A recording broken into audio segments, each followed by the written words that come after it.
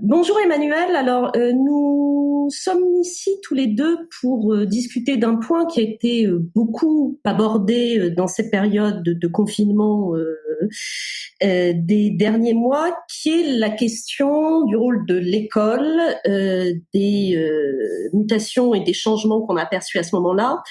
Alors évidemment, comme historiens l'un et l'autre, la première question qu'on a envie de poser, même si on sait bien que les raisonnements par analogie valent toujours ce qu'ils valent, c'est est-ce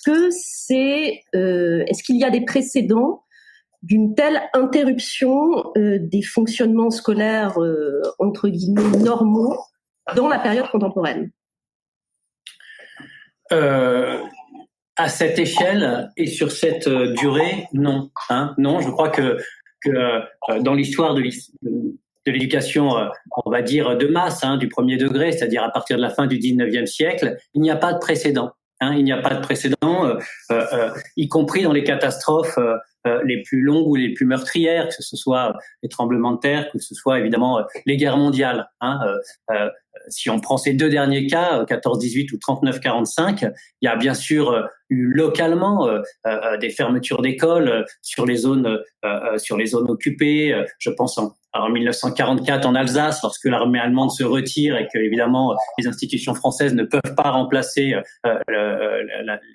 l'école allemande. Je pense à l'Allemagne encore en 1917, quand sur l'effet du blocus continental et de la nécessité de main-d'œuvre adolescente et infantile, on en vient à fermer l'école parce qu'il y a plus de chauffage, il y a plus de matériel, il y a plus de nourriture. Les civils meurent en masse d'ailleurs en 1917. Mais à part ces circonstances très particulières, les écoles restent ouvertes. Et c'est important de le dire, elles restent ouvertes en temps de guerre, y compris lorsque la violence paroxystique touche les civils et touche l'arrière et touche les mondes scolaires. Je pense au bombardement, par exemple. La municipalité de Santander en Espagne laisse sciemment les écoles ouvertes lors des bombardements de la ville par l'armée, par l'aviation italienne. Les écoles françaises restent ouvertes tout le long de la Première Guerre mondiale, 14-18, y compris d'ailleurs en zone occupée, alors qu'elle est coupée de son administration centrale, alors que les locaux sont réquisitionnés par l'armée allemande, alors que les conditions de vie sont extrêmement dures, l'école reste ouverte. Elle reste ouverte aussi entre 39 et 45, tout au long de la guerre. C'est une constante. C'est une constante sociale. L'instance de socialisation qu'est l'école reste ouverte et doit rester ouverte en temps de guerre, parce que si elle ferme, elle annonce probablement la défaite du pays. Donc on vit quelque chose de ce point de vue-là, du point de vue de la place de l'institution scolaire et de son fonctionnement, inédit. Donc c'est ça qui est aussi intéressant, c'est-à-dire que là on est vraiment, les historiens sont là aussi pour noter le nouveau, l'inédit. Là on est vraiment dans un épisode de fermeture massive et durable par ailleurs, puisque ce sont des fermetures qui durent 2 mois, 3 mois, voire davantage en comptant les vacances scolaires, et qui concernent quand même un nombre de pays considérable en Europe et hors d'Europe. Donc d'un côté on a l'impression que l'école a été parmi les institutions les plus suspendues et les plus frappées pendant cette période d'épidémie et de confinement.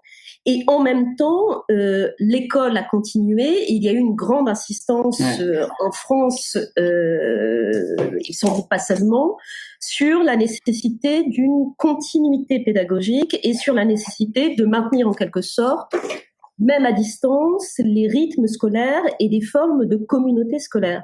Comment est-ce que l'historien que tu es analyse cette volonté de maintenir malgré tout cette existence de l'école sans l'école comme lieu matériel, et qu'est-ce que ça dit, pour finir, du rôle de l'école aujourd'hui dans la société? Tu as raison de le rappeler, au fait, parce que au fait l'école n'a pas fermé. Les bâtiments, les enceintes, les établissements scolaires ont fermé. Mais c'est vrai, tu le soulignes, et puis tous les 12 millions d'élèves à peu près en France et les millions de parents d'élèves l'ont noté. Il y a eu cette continuité pédagogique. Elle n'a donc pas fermé. Non seulement elle n'a pas fermé, mais alors ici on est toi et moi, j'allais dire, et comme tous les historiens, un peu dérangé, puisque nous sommes dans l'événement, nous sommes enregistrés, on est le 25 mai, Personnellement, je vis à Paris. On est donc dans cette zone rouge où les collèges et les lycées n'ont pas encore rouvert. On est exactement au sein de l'événement, au cœur de l'événement, et de manière assez bizarre, c'est pas là que forcément l'historien est le plus à l'aise. Donc c'est une discussion ici entre toi et moi, un peu informelle, un peu intuitive en quelque sorte. Ce sont des intuitions. Peut-être que l'avenir va nous démentir entièrement, comme elle sait si bien faire les historiens quand ils se mêlent imprudemment du temps très présent. Je referme la parenthèse, mais il y a eu une continuité pédagogique. Je crois que autour de nous, les témoignages l'attestent, chez les parents, chez les enseignants, ça a marché. Ça a marché pendant presque 2 mois, et ça a marché au point qu'il n'est pas impossible que le temps social des familles confinées à l'intérieur des maisons, à l'intérieur des appartements, à l'intérieur des villes, ce temps dilué, ce temps effondré pour certains, puisque le temps des activités de loisirs n'existait plus, le temps du travail salarié n'existait plus, le temps du dehors et du dedans, tous ces temps sociaux ont été mis à mal, ont été bouleversés, ont été subvertis, détruits même. Il y en a un qui a subsisté à entendre les premiers témoignages, c'est le temps scolaire. Au départ, il n'est pas impossible que les familles se sont structurées autour de ces devoirs du matin, notamment avec des pauses, avec des récréations. Il faudrait étudier toutes les pratiques dans leurs variations, les couacs informatiques du début de la période du confinement, le recours des professeurs des écoles, des enseignants du secondaire à leurs propres outils, leurs propres ordinateurs, leur téléphone, leur adresse mail personnelle. Il y a eu il y a eu sans doute plein d'improvisations, de contournements, d'accommodements, mais ça a fini par marcher. Ça a fini par marcher, et les familles se sont structurées autour de ce temps scolaire, qui a été peut-être un des seuls à être maintenu paradoxalement dans ce temps social déstructuré du confinement. En fait. Je trouve qu'en effet, c'est une remarque extrêmement importante et extrêmement suggestive. C'est-à-dire que je crois qu'en effet qu'on n'a pas fini de mesurer, et c'est une problématique intéressante, à quel point ce confinement a posé la question des temps sociaux et de la déstructuration des temps sociaux, et a posé a fortiori la question de la conséquence de la déstructuration de ces temps sociaux, et que effectivement en même temps le temps social qui s'est le plus maintenu, alors effet sans doute de la massification de l'école, une telle situation n'aurait sans doute pas été envisageable il y a quelques années. Donc le temps social qui s'est maintenu, c'est le temps de l'école qui en est venu à rythmer le temps des familles. Et on est vraiment ici, je trouve, dans une situation intéressante. Alors une situation qui rejoue peut-être régulièrement ces dernières années, c'est-à-dire que on voit effectivement que l'école acquiert une importance comme lieu de débat, bien sûr, mais aussi comme lieu de construction, comme lieu de tissage du lien social, qui en vient à être extrêmement importante, voire exclusive, au point qu'on en vient à penser que l'école, pour finir, est le lieu où se construit et où se reconstruit tout. Qu'est-ce que tu penses de cette idée, si on se place sur la séquence extrêmement chahutée, disons, de 2015-2020, pour le cas français, de cette manière de concentrer des enjeux, des questions, mais aussi des constructions sociales autour de l'école de plus en plus importantes, puisque Emmanuel, tu as aussi travaillé sur la question de la réception et de la mémoire des attentats de l'année 2015 dans le cadre scolaire. Donc tu as pu voir la manière dont, pour finir, l'école avait absorbé ou pas, ou de quelle manière, des chocs extrêmement importants durant cette décennie. Tu as raison, Marion. Je pense vraiment que il y a quand même une forme de paradoxe. Il y a une forme de paradoxe. Premier point, l'école est probablement l'une des, sinon l'institution la plus critiquée, au fait, qu'elle soit critiquée à mi-mot, qu'elle soit critiquée pour son amélioration, qu'elle soit dépréciée, qu'elle soit condamnée, qu'elle soit coupable ou responsable, à la limite, peu importe. Tout le monde a son opinion, tout le monde a son avis sur l'école du premier et du second degré, et généralement un avis très critique.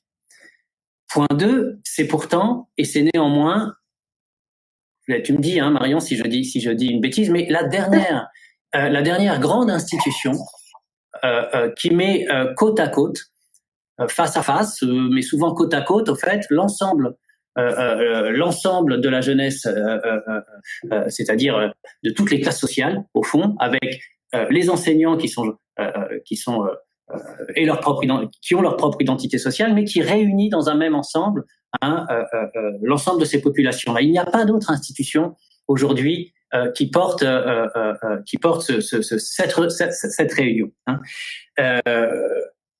Point 3, elle a été au cœur des deux grandes crises, les deux plus grandes crises, à mon avis, depuis la guerre d'Algérie, de la Ve République, 2015 et les deux attentats de janvier et de novembre, et ici cette pandémie qui frappe le monde, en fait, le monde, l'Europe, la France. Mais dans le cas français, elle a été 2 fois au cœur de la crise. Faut se souvenir de 2015, avec ces 2 moments très singuliers et très différents. Janvier, il faut se souvenir qu'à ce moment-là, avec les incidents de la minute de silence, l'école est mise sur le banc des accusés et des coupables. Il faut se rappeler des rapports parlementaires, de la commission d'enquête sénatoriale de Jacques Grosperrin, de l'école qui était présentée comme presque à l'origine des tensions sociales, des fractures sociales, ces territoires perdus de la République, etc., etc. Elle a été mise sur le banc des accusés, puis réhabilitée en novembre pleinement, suite aux attentats du Bataclan, où les mondes scolaires là se sont présentés unis, soudés et portant en quelque sorte le deuil national de la fin de 2015. Globalement, on sait aujourd'hui qu'elle a fait face, qu'elle a fait front, qu'elle a conservé l'ensemble de ses élèves en son sein et qu'elle a réussi finalement à continuer au fait sa mission de socialisation, d'être une instance de socialisation. Et là encore en 2020, alors que c'est une crise inédite qui nous historiens nous fait quelque part perdre notre latin puisqu'on n'a pas d'autres expériences à mobiliser pour expliquer celle-ci. Tu parlais des analogies, on fait les analogies qu'on peut avec la guerre, on sent bien qu'elle n'est pas entièrement satisfaisante, qu'il s'agit d'autre chose. Mais il n'empêche que encore une fois, l'école, il me semble que c'est d'abord en annonçant la fermeture des écoles qu'Emmanuel Macron, que le président de la République proclame l'état d'urgence en quelque sorte. Et c'est cette nouvelle qui stupéfie. Et c'est la réouverture le 11 mai qui représente le plus gros point de son discours. C'est 2 fois l'école qui est encore au cœur de 2020. Alors je sais pas trop quoi. Après, il reste la question de cette instance de cette institution en fait, de cette institution scolaire en crise pour beaucoup de sociologues de l'éducation, et en crise jusqu'à quel point, parce qu'il est quand même étonnant de voir une institution qui est soi-disant à genoux, soi-disant en crise, et qui l'est par certains points de vue sûrement. Il ne s'agit pas ici de proclamer qu'il y a un fonctionnement institutionnel d'une école de masse rayonnante et qui joue son rôle d'ascenseur social, qui fonctionne bien, etc. Mais il n'empêche qu'elle est beaucoup plus solide que certains semblent le dire, puisque par 2 fois, non seulement elle résiste, mais par ailleurs elle contribue, elle prend sa part dans l'épreuve sociale qu'a représentée en 2015 la série d'attentats et que représente ici la pandémie. Non, là encore, c'est très intéressant. Alors, peut-être j'ajouterais en crise aussi parce que, je n'en sais rien, mais chargé de missions, de finalités qui sont peut-être trop lourdes pour une seule institution. C'est-à-dire que l'historienne du 19e ou du 1er 20e siècle que je suis remarque en effet ce que tu disais, c'est-à-dire qu'on confie aujourd'hui à l'école où il ne reste que l'école pour assumer des missions d'éducation et d'instruction, bien sûr, mais aussi des missions de socialisation, des missions d'apprentissage de la citoyenneté, des missions de formation des collectifs, des missions de maintenir la nation, autant de missions pour lesquelles auparavant il existait pour finir d'autres institutions de socialisation. Alors évidemment, il y a, on parle du service militaire, mais on peut aussi estimer que les grands collectifs politiques, les grands collectifs syndicaux, qui étaient par exemple aussi, par ailleurs aussi, des institutions d'éducation et de formation, ont joué à un moment leur rôle, et pour finir, éviter à l'école de devoir assumer des missions, des rôles qui sont peut-être à la limite, je n'en sais rien, mais trop écrasants pour une seule institution? Est-ce qu'à force de demander à l'école de recoudre le tissu social, de former les citoyens, de lutter contre la peur, de refaire des collectifs, on ne lui en demande pas pour finir un peu trop dans une société démocratique où d'autres collectifs ont aussi vocation à assumer ce genre de mission. Oui, on lui demande. On lui demande en tout cas beaucoup, et on lui demande beaucoup avec un horizon politique qui s'effrite, ou en tout cas qui tourne parfois le dos à la vocation instituante de l'école. C'est-à-dire que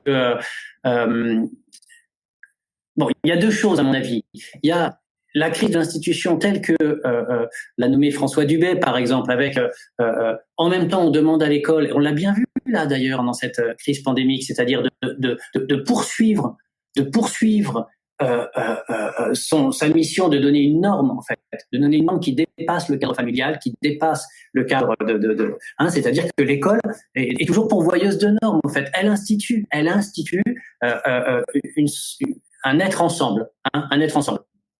Paradoxalement, on demande à l'école de plus en plus de reconnaître l'individualité, l'individualité des élèves, l'individualité des familles, religieuses, genrées, handicap, etc. Donc, on lui demande de prendre en compte l'individu et on lui demande de créer une norme. C'est déjà une injonction contradictoire dont elle souffre, à mon avis.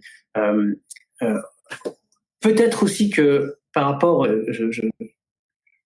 à ce dont on parlait tout à l'heure, les grandes crises nationales où l'école a été soutien, support, il me semble, là aussi, il faut être très prudent, et je le suis, mais il me semble quand même qu'il y a des tensions internes à l'institution qui sont nouvelles politiquement. Je ne sais pas trop quoi en dire, et excusez-moi, je sais pas trop comment les lire, mais par exemple, à ma connaissance, Marion, je sais pas si tu as d'autres exemples, mais à ma connaissance, c'est la première fois qu'en temps de crise, des hauts fonctionnaires, par exemple, de l'administration centrale, prennent publiquement la parole pour critiquer ou condamner son ministère.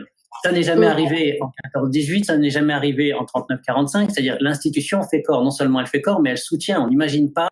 Moi, je suis historien de la Première Guerre mondiale. La Première Guerre mondiale, l'ensemble des inspecteurs, l'ensemble des recteurs, l'ensemble des ministres, du directeur de l'école primaire, Paul Lapire, Raymond Tamin, Jules Payot, ont un discours absolument commun de sacrifice, d'effort, de mérite. Les ministres saluent les instituteurs saluent les recteurs. Enfin, il y a que ce soit du bas vers le haut ou du haut vers le bas, on a une sorte de chaîne de solidarité. Il y a ici des tensions dont il est très difficile en temps réel, sans archives et sans sources éclairées de faire l'histoire. Moi, je suis pas, mais on a quand même les signes d'une très grande tension interne qui se voit d'ailleurs dans la manière dont les enseignants se mobilisent.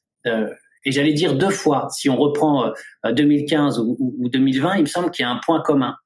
Il y a un point commun entre la prise en compte individuelle, ou plutôt la manière dont le professeur des écoles ou l'enseignant du secondaire va individuellement réussir à gérer sa classe, comme on dit, pendant une minute de silence, à évoquer le deuil, à créer des débats avec les élèves qui ne partagent pas le sentiment de perte en 2015. Et là, les enseignants qui vont encore une fois mobiliser des outils propres pour aller distribuer des documents à des élèves qui n'ont pas de système informatique chez eux ou d'imprimante, comme on l'a vu dans plein d'écoles parisiennes, des rendez-vous hebdomadaires où les professeurs donnaient des rendez-vous devant l'école fermée pour donner les photocopies, utiliser comme je le disais tout à l'heure, propres outils pour distribuer leurs travaux. En fait, un petit peu dans une sorte de désordre, forcément, un contexte de désordre qu'on reproche aux Corians, une forme de conservatisme, une forme d'immobilisme, une forme les critiques de l'institution scolaire du haut se font souvent sur la capacité d'inventer, de prendre en charge individuellement les pratiques pédagogiques, d'être proche des élèves. Et deux fois en temps de crise majeure, il semblerait quand même que globalement, le corps enseignant a montré cette capacité. En fait. Non, là aussi, je pense qu'effectivement, il y a deux choses dans ce que tu dis. D'abord, qu'il n'y a pas, pour reprendre la métaphore de la Première Guerre mondiale, qu'on est dans des circonstances, et là aussi, c'est intéressant, et ça peut en effet vouloir dire que la pandémie n'est pas une guerre. Il n'y a pas d'union sacrée. Au sein de l'institution d'éducation nationale, alors que dans d'autres crises, à commencer par les guerres, il y avait eu une union sacrée. Alors, est-ce que, enfin bon, il peut y avoir plein d'explications. J'en ai évidemment pas pour l'instant, mais là aussi c'est intéressant et ça conduit en effet à se méfier sans doute encore un peu plus de l'analogie un peu rapide qu'on a faite entre épidémie et guerre, qui manifestement ne génère pas quand même les mêmes comportements sociaux et les mêmes rapports de l'institution. On peut aussi tout simplement avancer que l'épidémie, je n'en sais rien, n'a fait que mettre au jour ou révéler des tensions qui préexistaient au sein de l'institution, mais là, c'est révélé incapable de les effacer. La deuxième chose intéressante que tu dis, c'est que effectivement, c'est dans le rapport de l'institution à ceux qui incarnent l'institution sur le terrain, c'est-à-dire les enseignants, où tu as quelque chose... je trouve qu'il y a plusieurs choses intéressantes, c'est-à-dire bon, à la fois effectivement cette volonté manifestée par l'écrasante majorité des enseignants d'accompagner individuellement leurs élèves, de trouver des solutions, etc., et de manière admirable. Hein, il faut quand même dire que bon nombre d'enseignants, etc., ont accompli ces derniers mois des prodiges en matière d'investissement auprès de leurs élèves, donc de très forts investissements individuels, ce que leur demande en effet l'institution depuis des années, et qui coexiste chez ces enseignants avec une très forte méfiance à l'égard de l'institution. C'est-à-dire qu'à la fois ils font ce que l'institution en réalité leur demande ou aurait voulu leur demander, mais en même temps ils le font en se méfiant énormément de l'institution. Donc je trouve que ça dit aussi quelque chose du rapport des enseignants, rapport de défiance et de demande à l'institution scolaire. J'ai aussi l'impression que ça s'est vu pour les cas dont on a entendu parler dans la gestion des premières écoles ouvertes au moment du déconfinement. C'est-à-dire que là aussi, une extrême méfiance manifestée par une partie des enseignants à l'idée des protocoles sanitaires, à l'idée de la réouverture, et en même temps des enseignants qui sur le terrain se débrouillent, etc., pour trouver, pour s'arranger, etc., pour faire fonctionner malgré tout les classes. Donc c'est aussi ce rapport des enseignants avec l'institution qui, j'ai envie de dire, dit peut-être aussi quelque chose plus largement du rapport des citoyens aujourd'hui en France, même si c'est difficile de généraliser, ce rapport d'extrême défiance à l'égard des institutions et en même temps d'extrême demande à l'égard des institutions. C'est aussi des rapports compliqués dans le fonctionnement des institutions, je trouve, que révèle cette épidémie. Et ce que tu dis est très vrai, Marion, et je trouve que ça s'applique, mais particulièrement et peut-être spécifiquement à l'école contemporaine, dont je suis pas spécialiste. Hein, il s'agit ici d'une discussion. Je suis pas spécialiste de cette école très contemporaine, mais il me semble quand même que on n'est pas loin. On a frôlé et on revit de manière cyclique une forme de profond malaise, presque de faille. Hein, et cette faille vient, à mon avis, d'un problème encore un langage guerrier, quoi, de l'économie morale de la reconnaissance, de la formulation morale de la reconnaissance pour le corps enseignant. On l'a bien vu en 2015. Je m'excuse de revenir à 2015, mais lorsque l'école a failli en janvier, ou en tout cas c'est comme ça que les contempteurs de l'école laïque et républicaine l'ont énoncé, la presse, aussi la favorable scolaire, hein, pas seulement une presse hostile à la fonction publique, etc. Hein, ont souligné les mauvaises pratiques, les profs débordés, une forme de tolérance exagérée, une sorte de. Quand en novembre le démenti s'est fait sentir, quand les mondes scolaires et les communautés scolaires ont bien tenu, on a entendu le silence, au fait. Hein. on a entendu les critiques ont cessé, mais il n'y a pas eu cet équivalent de reconnaissance en fait, de reconnaissance pour le travail accompli. Et je pense que le corps enseignant souffre de ça, souffre de ce manque de reconnaissance publique. Et pour le coup, si on compare avec les grandes crises, les grandes guerres mondiales, par exemple, le discours, alors peut-être ça va justement sur ce qu'est aujourd'hui un enseignant du premier degré et du second degré, sur la manière dont il est socialement considéré.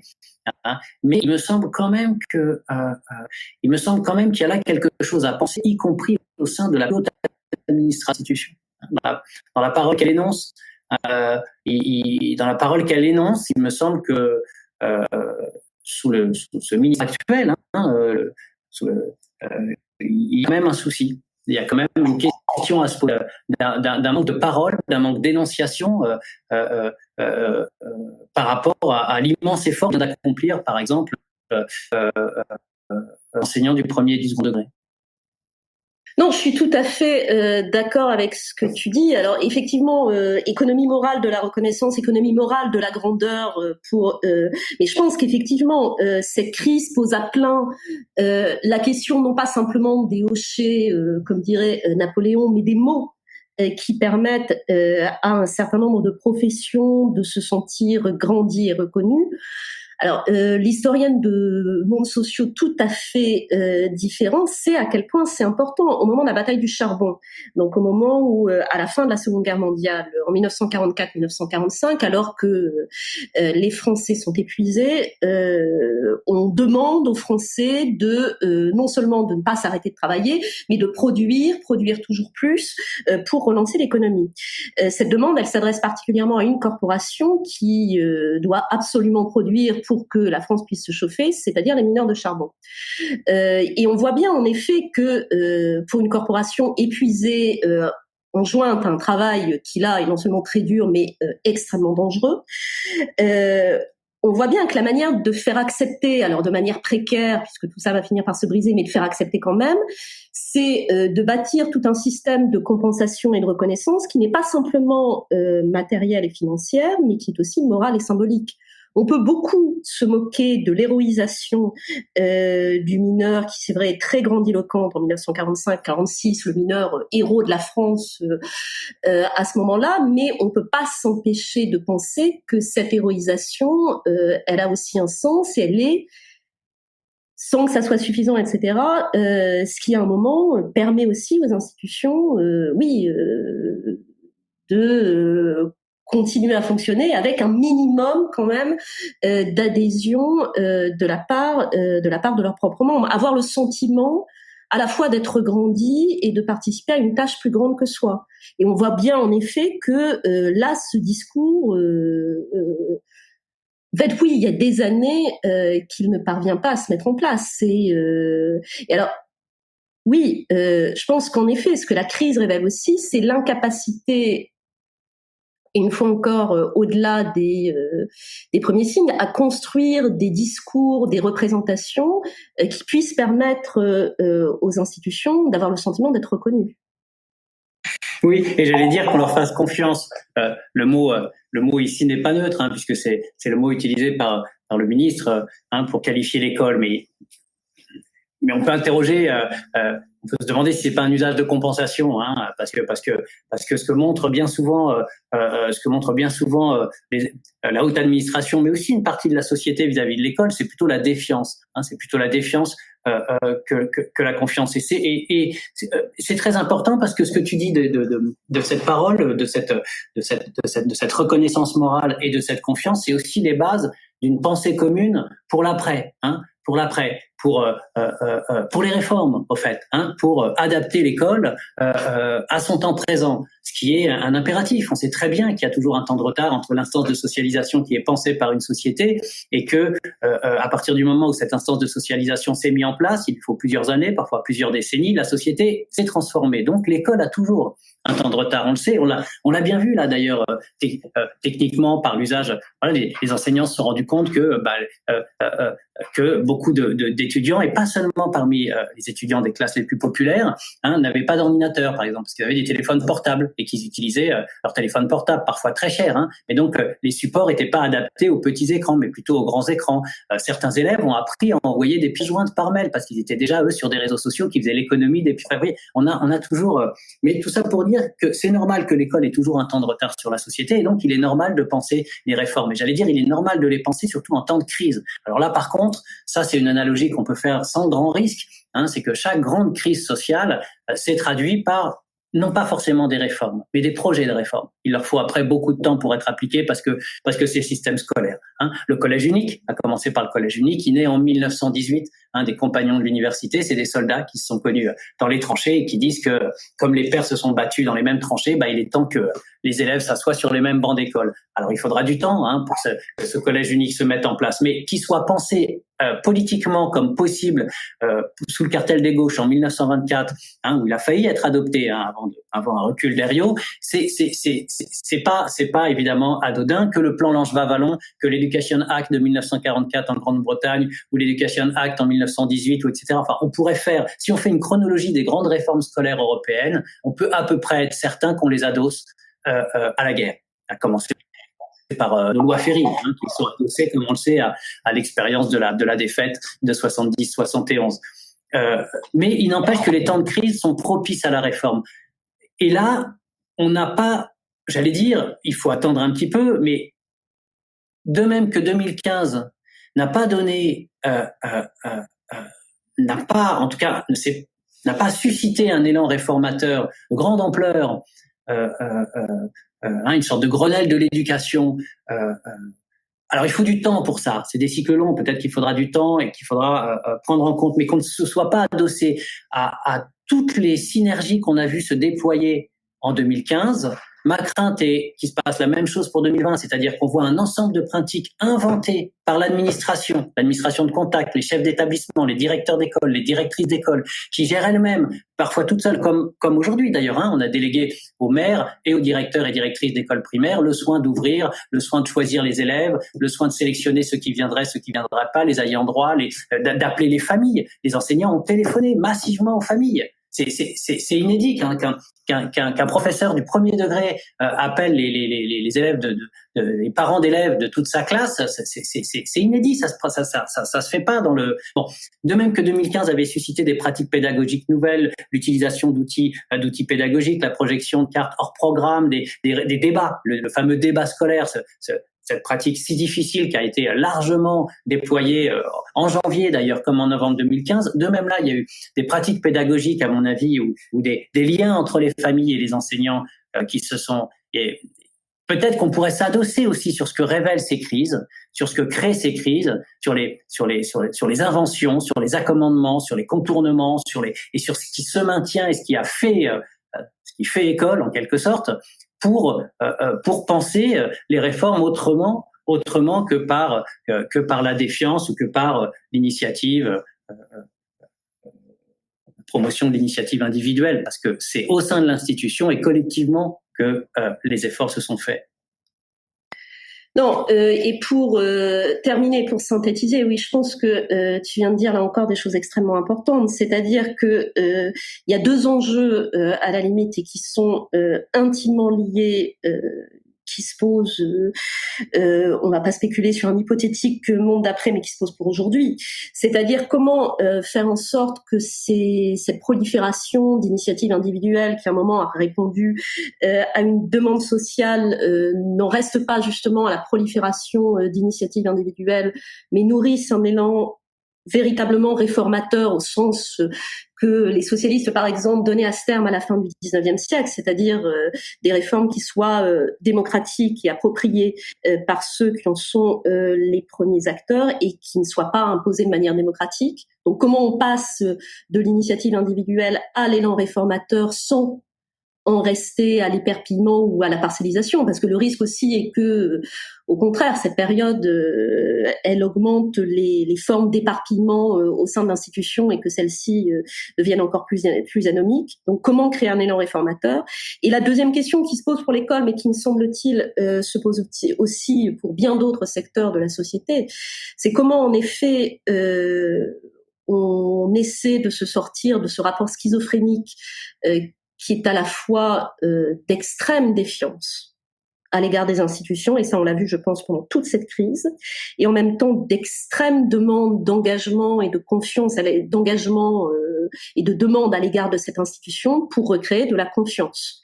Et là aussi c'est, me semble-t-il, une question alors pour lesquelles évidemment on est en plein dans la crise, donc il est absolument impossible de savoir ce que tout cela est susceptible de donner, mais savoir comment il est possible de répondre à ces deux questions, et s'il est possible d'y répondre, engage en effet, me semble-t-il, des dynamiques qui risquent d'être extrêmement importantes pour les prochaines décennies.